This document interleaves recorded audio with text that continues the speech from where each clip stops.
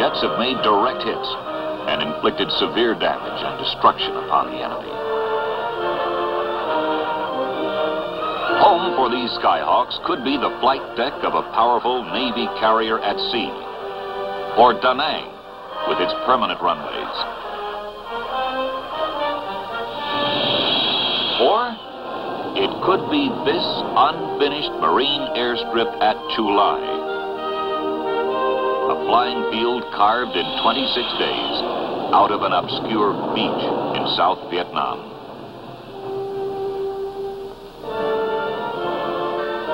In length, it's the size of 3 flat tops laid end to end. Even unfinished, it's fully operational. This field was built primarily for marine support aircraft. Each piece is portable. The control tower can be picked up and moved by a helicopter.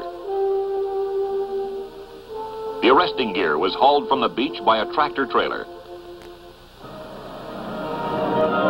The runway comes in a truck, in sections. It can support the heaviest transport plane. An instant airfield, built to accommodate more traffic than most stateside airports. But a month ago, there was no Chu Lai. Just sand, heat, more sand. And marine determination to build an airfield. It all started here on this unnamed beach on the China Sea. For these Marines, it's just another landing, 10,000 miles from home.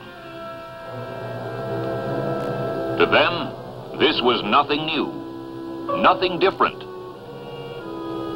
They've been doing it opposed and unopposed for almost 200 years. This mission, seize and defend enough real estate to build an airfield. It sounds simple. It is, for professionals. The helicopter hasn't changed the idea behind the amphibious assault. It's just added a new dimension. Marines arrive in helicopters from Navy carriers at sea, sealing the approaches to the beachhead. The object? Find the Viet Cong, engage him, destroy him, or drive him off.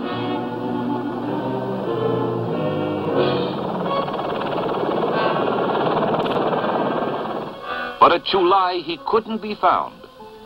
The guerrilla chose not to fight. SEABEES move in right behind the Marines. They find their enemy, sand. Sand so deep, even powerful earth movers bog down. Under the sand, the ground is flat, but the SEABEES want it flatter.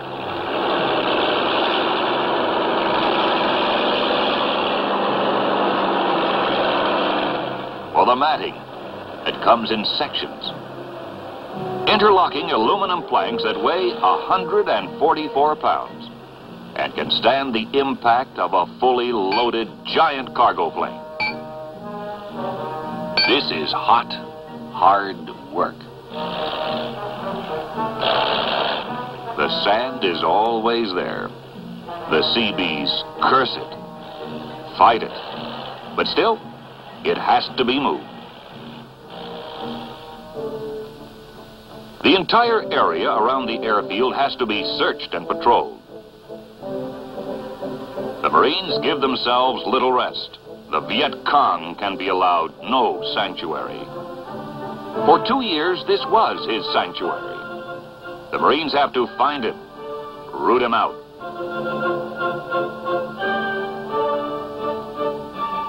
The villagers help.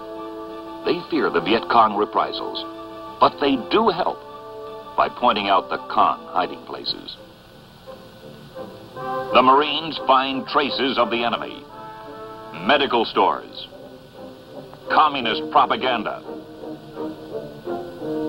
caches of food. And the gorilla himself, a tough, trained enemy. Innocent looking, but deadly. Marines patrol deep into the brush searching for gorillas. It's a hot, dirty, frustrating job.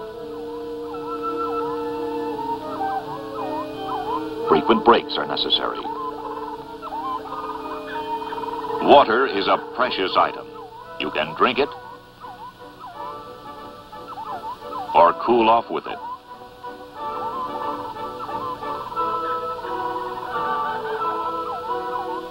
Each man carries his pantry on his back. And sometimes his meal is interrupted.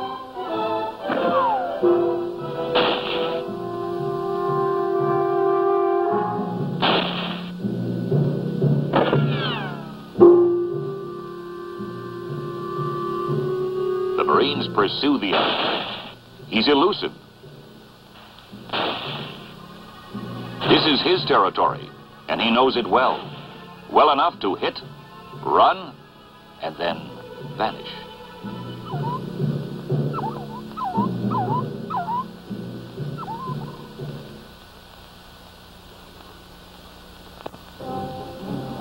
While the Marines hunt the Viet Cong, the airfield is growing.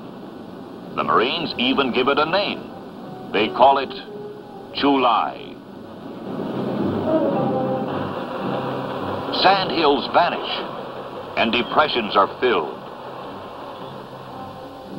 Each interlocking panel is designed to fit perfectly into place. Almost.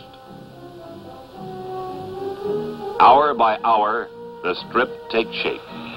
It is now almost 3,500 feet long. In the days to follow, the SEABEES will more than double its length.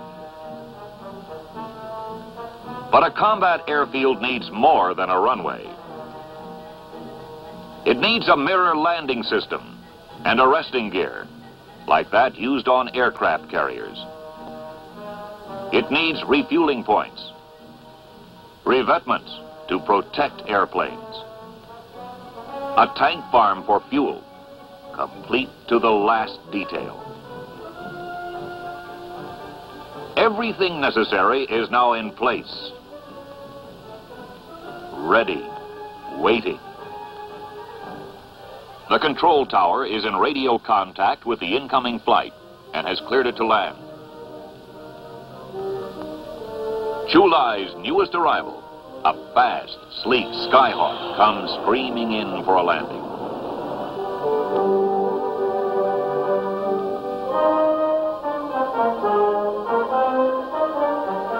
These jets are only the first combat Marine attack squadrons to be based at this field.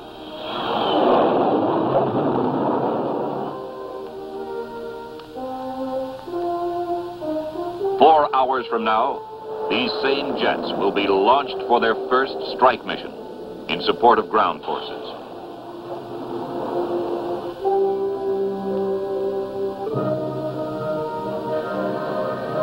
The airfield at Chu Lai is now alive. The Skyhawks have a home.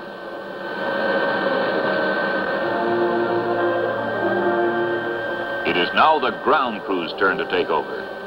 Their job is to refuel, arm, and get these Marine jets into the air war as soon as possible. Chu Lai is operating like a well-oiled machine. It hardly seems possible that this busy, portable combat airbase was landed, uncrated, and operating in just a matter of weeks. And, if necessary, it could be moved again to any trouble spot in the world.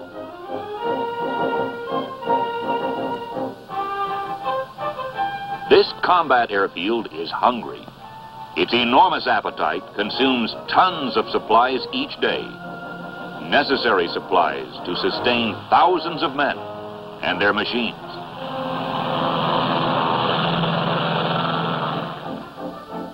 Many items must be delivered daily to keep Chu Lai operational. Fuel for jets. high-velocity air-to-ground rockets, 20-millimeter shells for aircraft cannon, and food, usually sea rations. Water, and lots of it. And most important of all, fresh replacements. For the first time in weeks, there is an opportunity to relax. A chance to really wash off the sand and dirt. And letters to write home as often as possible. Young Americans look forward to receiving a package of anything. They convert their pay to money orders and send it home for another time, another place. Young Marines soon learn the value of seemingly trivial things. Clean socks, a haircut, clean teeth, and a shave. Around the perimeter, the patrols into the hills or deep into the hot jungles continue. Some dig in and wait, watchful, ready. At Chu Lai, they must endure the tropic heat and the discomfort of foxholes scratched in the sand. They call themselves pick and shovel architects, and the term fits. These men are all willing to face hardships and danger anywhere their country or corps sends them. As Americans, they are defending their right to live and believe as they choose. And they're pledged to defend the same right for others. Pledged to make good an American promise to the people of South Vietnam. A part of this promise stands here on the sands of Chu Lai, the result of American determination to build an airfield, sand and steel.